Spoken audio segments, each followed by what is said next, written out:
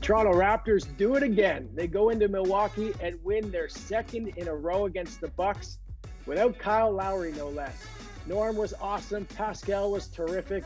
Raptors win 110-96. Their record now 14-15, one game under 500. Hello, everyone, and welcome to Raptors Nightcap. Randy Urban alongside Jack Armstrong, Sherman Hamilton, and Paul Jones. Jonesy, I'm going to start with you. For me, I look at this game and I think, okay, 2 against Milwaukee in Milwaukee, going to be tough, right? It's going to be tough in general. And then you win the first.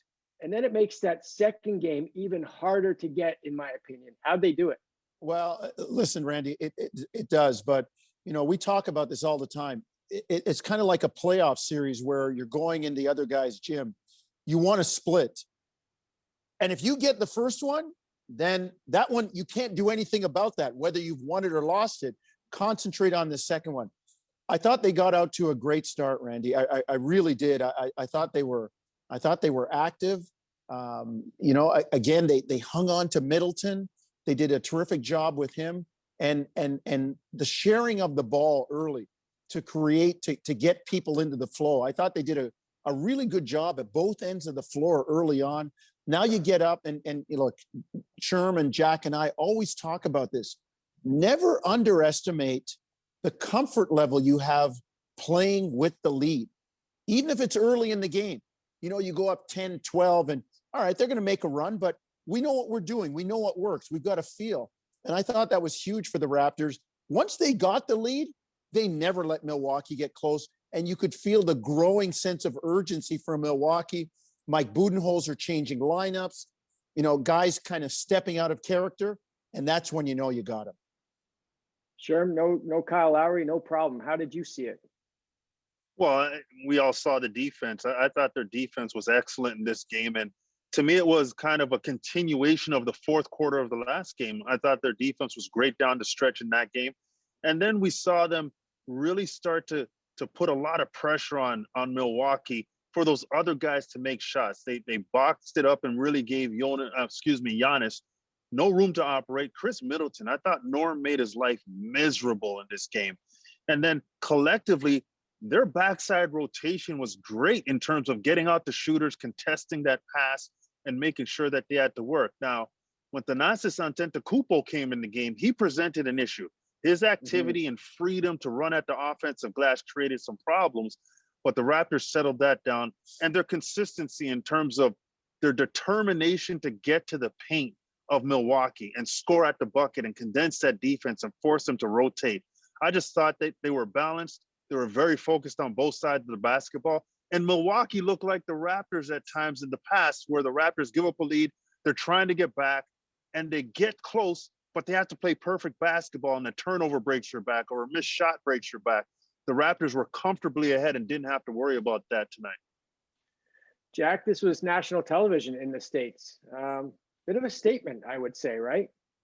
Yeah, I would say so. And to me, I just want to tag what Jonesy and Sherm said. I wholeheartedly agree with what both of them said. I don't know much more what I could say because they nailed it. The one thing I'd like to say is I think DeAndre Bembry deserves a lot of credit.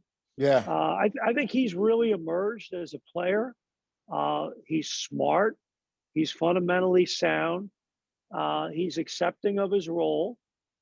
And it's really cool to watch. He's got a nice understanding of what he's supposed to be doing. And you add another taller, longer, athletic, quick defender who's super smart and understands what you're trying to do in terms of the 5-man defense. He really helped. And I'll tell you what, the word I used to start the game was you must disrupt Milwaukee. You got to get them on the heels and disrupt them. And you don't do that a lot of times with size. You do that with quickness, and you do that with people that have switchability and that blow up things and make you like, oh, a little jumpy offensively. And I think Bembry deserves a ton of credit. And the other guy deserves a ton of credit is Anunoby, because forget the numbers. He made huge shots start the fourth quarter when they were kind of scuffling a little bit.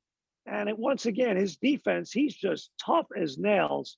They got a lot of good individual defenders and team defenders. And Bembry's another guy that does that. Think about Watanabe. Think about Stanley Johnson. Those guys have all come in and done a nice job. Even Baines tonight did a good job in that regard. So they're starting to get an identity. Well, to your point, Jack, about, OG Anunoby's impact in the fourth quarter, I like the fact that OG got back to what got them there. He wasn't settling for jump shots. He was attacking the paint. He was using his physicality.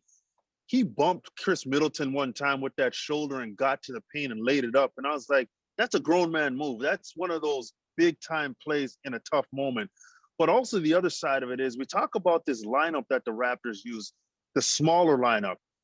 A lot of times teams try to adjust to other teams and other teams try to impose their will. I thought the Raptors beat the big lineup of Milwaukee into submission to the point where Lopez, he had to be benched. He couldn't be back in the game because he was just not able to handle the screen and roll. And offensively, the Raptors got what they wanted. And on the other side of the floor, the Raptors did a great job of neutralizing him. So I tip my hat to that small lineup for imposing their will on that Milwaukee bigger, longer lineup. Sherman, and it's something that I talk about it all the time. When you look at a perceived weakness on the other team, oh, we've got a mismatch. Let's go at that mismatch. And you make a concerted, directed effort to go at that mismatch. We talked about it on the radio. You can basically destroy your own flow by trying to take advantage of something that you perceive is there. And now when it doesn't work or the other team has a counter for it, as it happened tonight, you're forced to play their game. And now they're playing to their strength. So kudos to Nick Nurse saying, these are the guys I'm rolling out there. Here's the way we're going to play, and you're going to adjust to us.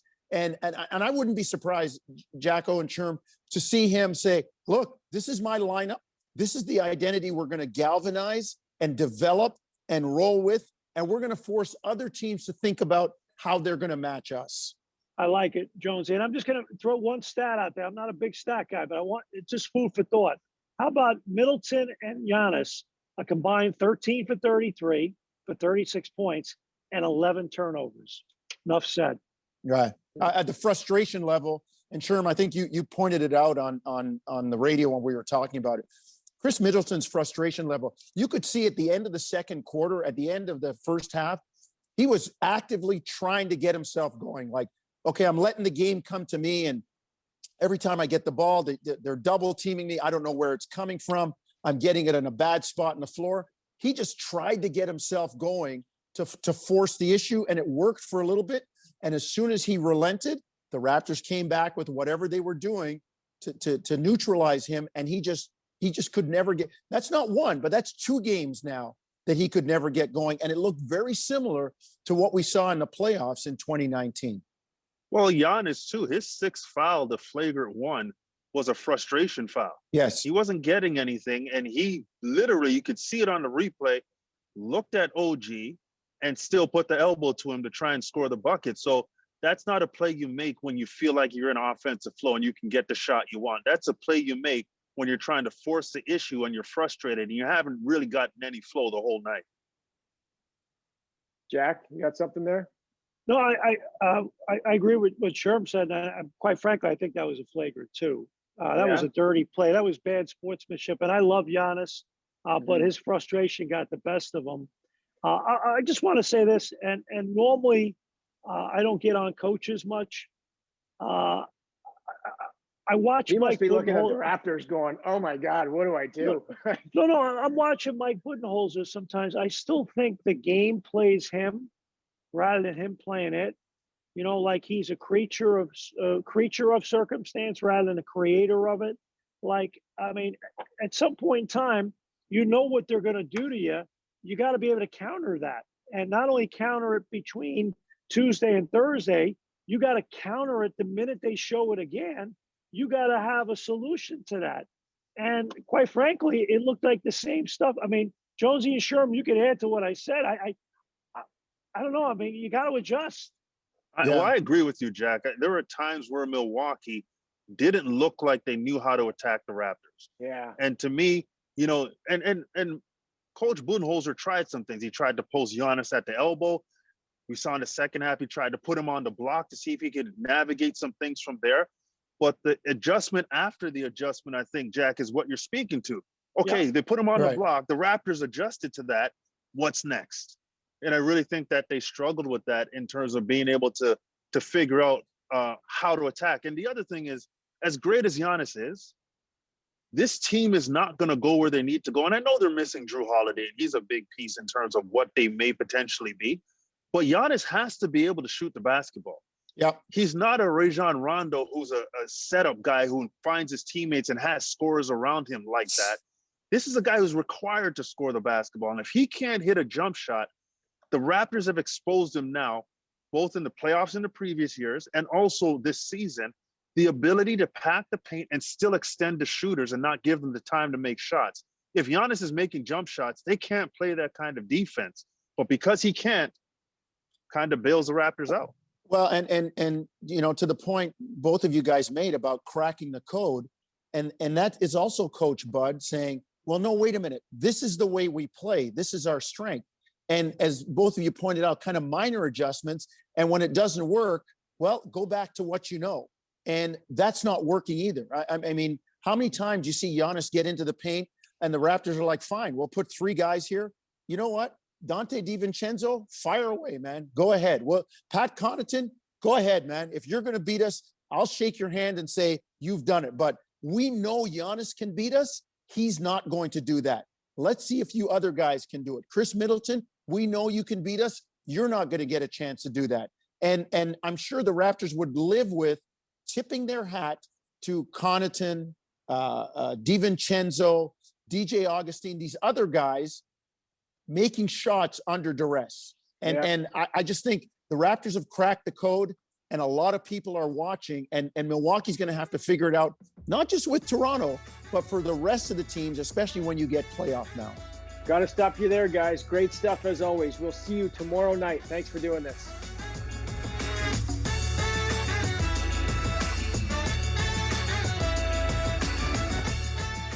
Thanks for watching. You can click to watch our last episode or to subscribe to the Toronto Raptors YouTube channel so you don't miss an episode.